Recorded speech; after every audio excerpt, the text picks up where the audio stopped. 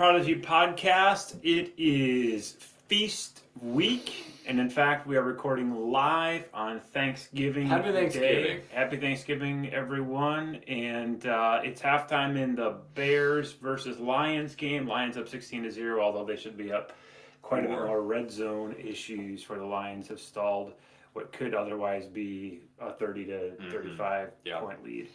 But we're here to talk about college football as we come to the final week of the regular season, rivalry week, hate week, feast week, whatever you want to call it. We made it to week 14 of this season, and for those of us with loyalties to the University of Michigan, it was a very good week, coming off of not only the commitment of Bryce Underwood, but the most complete Michigan game of the season. And we'll talk in just a moment about what that portends for the Ohio State game coming up in a mere 46 hours. But what, Jericho, did you take away from the game in Ann Arbor against those mild cats of People talk about how good Northwestern's defense has been this year. I mean, they haven't. It's the kind of thing where it's like Iowa's defense, but on a lesser level, where once they play better teams, they get exposed. But when they're playing like Miami, Ohio, or low-level Big Ten teams where they struggle to find offense, I really liked how Michigan was able to physically overpower Northwestern, which is something that we really did not see, at least to this extent, going into the game. I mean, probably nobody saw a 50-point offense performance. Certainly we did not. And I really loved how they also performed defensively. No touchdowns and only 2 field goals. I thought, like you said, it was a really complete game. And I thought the way that we were just able to march down the field was very impressive. Now it's going to be harder to do that against, obviously, 5 stars and more athletic guys from Ohio State. But with the limited play calling that we decided to go with the week before the Ohio State game, I like that we were able to be pretty efficient through that. So. Well, you can't feel less confident going into Columbus than you would be if you had won 27-10, like you and I predicted. So yeah, that score really did a number on our season-long game-to-game point differential margins. I'm now at 130 through 10. 130 games total, and you're 145. 145. So. All right, well, it's time to look ahead to the game. A game that, unlike the last, since about 2019, does not feel like a must-win for Michigan. No. It feels like all the pressure is suddenly on Ohio State. And Ohio State has done all that they could to get ready for this game and this season. They have what is unquestionably the best loss in college football on the road at night to the number 1 ranked team, even in a controversial kind of way. They are Vegas's favorite to win the national championship. They are a juggernaut, as always, on offense, but not as always on defense. They are a team that shuts you down in the run game, and then they'll just poster you on offense, both with a 2-headed running back rotation and with unquestionably the best freshman in the country, and again, one of the best wide receiver corps in the nation. Yeah, it's really cool to see the progression that Jim Knowles has had since coming from a Big 12 Oklahoma State style defense and kind of evolving into, turning everything towards focusing on beating Penn State and beating Michigan. With, in 2022, he took a very man coverage blitz approach, and that backfired. You saw in the Donovan Edwards runs, there's no safety back deep to go catch him, and then he decided to change things up again last year. Michigan was able to get through that there, but this year he just has so many players and so much skill in the field that really he can do whatever he wants. And we see back kind of to more man coverage this year as it was in 2022, but now with more physical quarterbacks on the outside, more physical safeties, but with the same, big time defensive front that'll get after the quarterback, and having number 2 on the back end means a lot of things are going to work out, even if they didn't work out. So Michigan comes into this game as a 3 touchdown underdog. The I'm, line, I'm, I'm seeing more 19 and a halves than 20 and a halves and 21s. but So last it's, week it was 23 and a yeah, half. it has come down. Over-unders at about 42. So at 31 to 11, 32 to 11 kind of a game. Vegas is thinking here. Not really a football score, but that's kind of how you got to set your lines. Money line is giving Ohio State like a 90% chance to win, so that seems fairly accurate. I would probably say that's about right. Do you think that the 19 number represents anything related to Will Johnson? I mean, if I said to you that tomorrow at noon it was announced Will Johnson is not playing, do you think that number goes up, or do you think it comes down if it's I think if if it's announced he's that he is playing, playing? I think if he's playing, like I don't know, maybe Vegas knows something, and maybe somebody knows that Will Johnson will or will not be playing. Maybe that's why the number has come down, or just the public is betting, whatever. But if Will Johnson is announced that it plays, I wouldn't be surprised if I saw the number drop down all the way to 17 and a half, because that's just a huge pickup on the defense. I think Rod Moore is going to be out for the game. I would assume that. Yeah, for sure. But yeah, that's a loss to have both So those guys out. let's talk about some predictions here. Let's before you give me your score prediction, tell me one thing that could happen that would make you feel more confident in Michigan's chances, other than like a pick six or something a little more nuanced than that. I can go first on this. I mean, Yeah. I would love to see that because we noticed when Michigan was up six, not 6 touchdowns, but 4 touchdowns against Northwestern, we saw nothing of number 10 on offense. And so what I'm wondering is if there has been something developed for Alex Orji in the Ohio State game. And by that I mean I would feel really confident if Michigan had some sort of a game plan that involved maybe 3 drives of Alex Orji and Ben Bredesen and Kalel Mullings and two tights, and then just went to the Penn State 2023 game plan and just tried to mash the ball with extra OLs. And then if you need to pop Klein or Loveland out, you do, but otherwise you just slow the game down. You try to put together a 6 to 7 minute drive, and perhaps that's why we didn't see any of Alex Orji last week, because there's something being cooked up. I wouldn't predict it, but I'd like to see it. Yeah, that's something that people have been talking about a lot, is if we could find efficiency in the running game, some sort. I mean, the Northwestern game would probably give us a lot more hope than we would have had 2 weeks ago. But yeah, you talked about Alex Orji not playing at all last week. Maybe there is a kind of, huge package where they just go old school, like way old school, and line everybody up on the line and have a few lead blockers and hopefully get 4 yards of carry. I would kind of agree with you on that, but I would also like to see efficiency in when you're passing the ball, not necessarily having big passing plays, but having a higher completion percentage. If we could, Well, that's what we saw against Northwestern.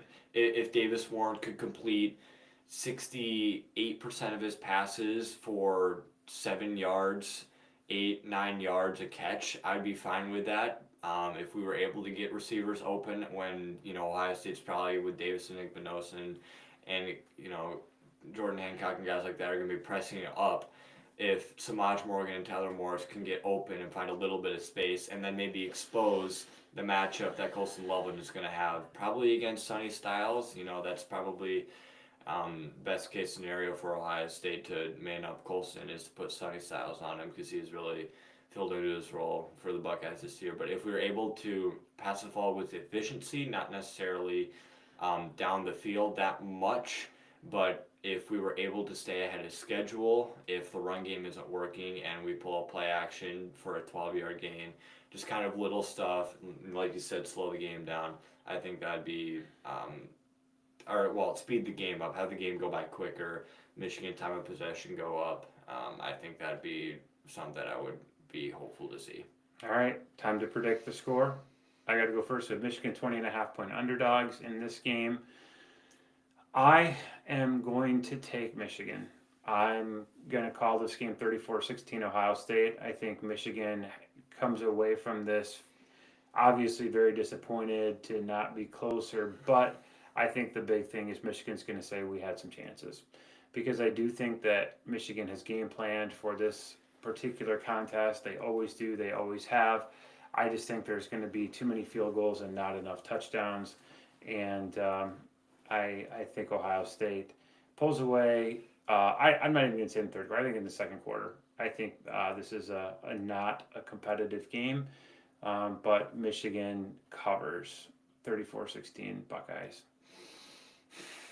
Yeah, I'm going to disagree with you. Not by that much. I'm going to say 38-13 Ohio State wins this game. Kind of on the same page. So you have Ohio State covering, yeah? Yeah, not going to finish drives. But I think there's going to be a lot of, I've got a feeling just because we believe that Ohio State are the big bad rivals of college football, there's going to be a few unbroken rules broken on the Ohio State sideline just because they want to beat us so badly. And with Ryan Day, he's going to do whatever he can to make a statement in this game and prove that he can still be the head coach of the Buckeyes. But I do think that you kind of have to balance that with, like, Michigan has game plan for this game, and they probably have, I don't know, when it comes down to it, like we talked about, if it is a close game, like a 21-13, 21-16 game, will Ryan Day choke? I think that Michigan has the ability to keep it close, but I think just the fact that Ryan Day is going to try and put it on and Chip Kelly is going to try and put it on, where it could be a 24-10 game midway through the third quarter, and then it kind of just gets blown out of proportion. Give me Ohio State to cover this game, but it's probably going to be a little closer than the score represents. There are just too many kind of scores on the back end, maybe a backdoor cover. Certainly, all the pressures on Ohio State in this one. If things and the pressure's on Ohio State to win big. So I think you're right that they won't take the foot off the gas. And at this point, I would say they are. It all depends on the Big Ten championship game. But if they were to lose to Oregon again, they're still going to probably be the 5 seed. I think that they.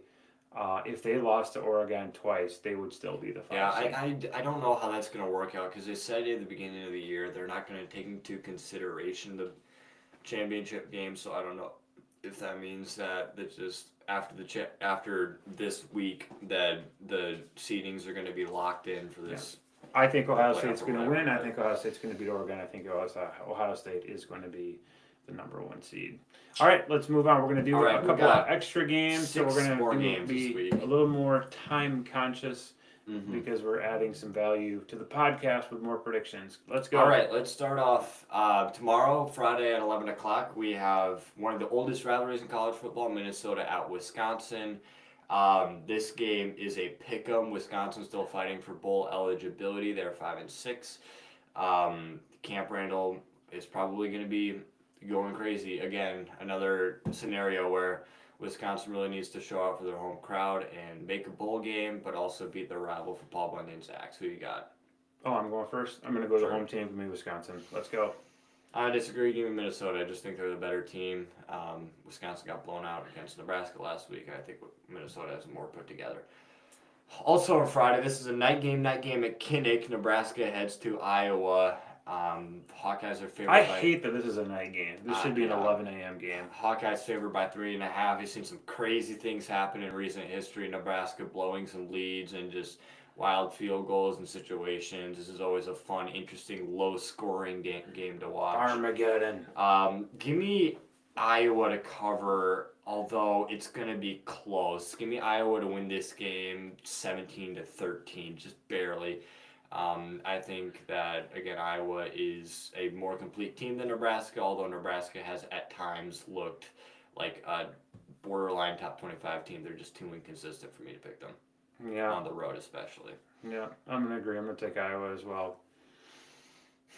All right. Game 4. Game 4. Of 7. 11 o'clock on Saturday, a top 15 matchup rivalry. 15th ranked South Carolina heads to one of the Death Valleys. We pick way too many South Carolina games, but anyway. I feel like we pick way too many Notre Dame games, but this one certainly is a game that deserves to be picked. It is a high-stakes rivalry game, especially for Clemson, because they need to win this game to make the ACC championship game and get into the playoffs because they're the first team out from now on the outside looking in.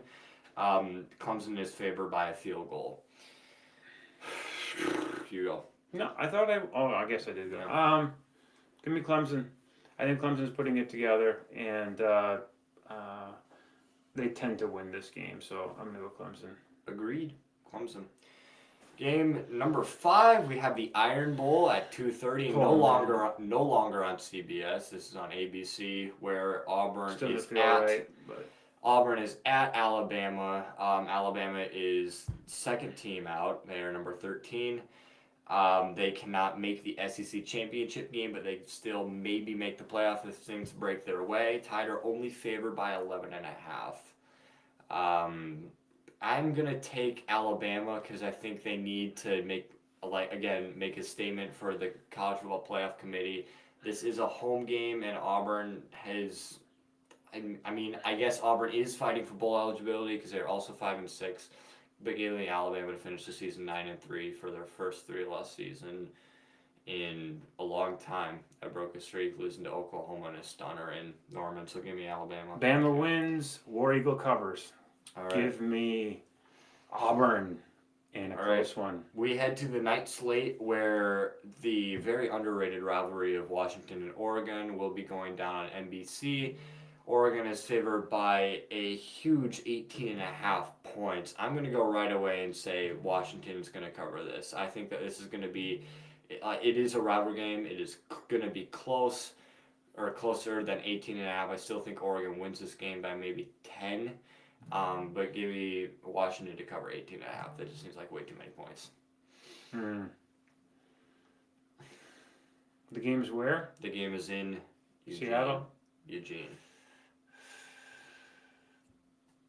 By the way, last year this rivalry was bonkers. Yeah, I'm going the Ducks though. It's not the same Washington team, and it's a much better Oregon team. At home, I think they finish triumphantly. Give me the Ducks. This is interesting because we're disagreeing on almost all these picks. All right, we'll see if we'll disagree on the last one. This is where College Game Day is heading. Bookended the season at Kyle Field at Texas A&M, where they will be hosting old-time rival, the Texas Longhorns. Salvage these horns off. It is a top 20 matchup.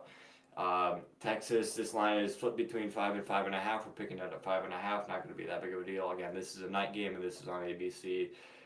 This is the primetime matchup, primetime game for rivalry week. No idea. Taking the Aggies. Hook 'em. Disagree again, just to make it spicy.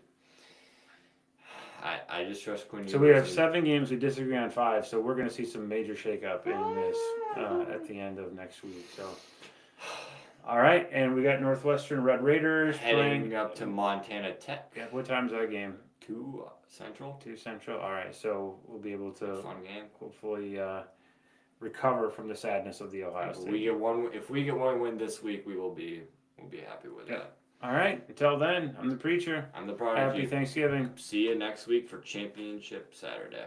Bye.